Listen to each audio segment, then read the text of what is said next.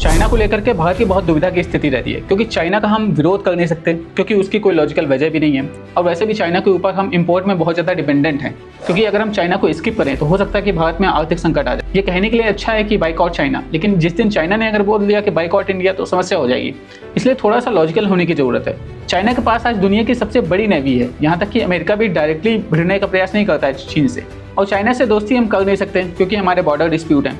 और चाइना से अगर हम दोस्ती करेंगे तो शायद हमें अपनी सीमाओं से समझौता करना पड़ेगा। और वैसे भी चाइना जिस हिसाब की दोस्ती चाहता है भारत से, वो चाहता है कि पपेट की तरह बिहेव करे इंडिया, जैसे कि पाकिस्तान करता है।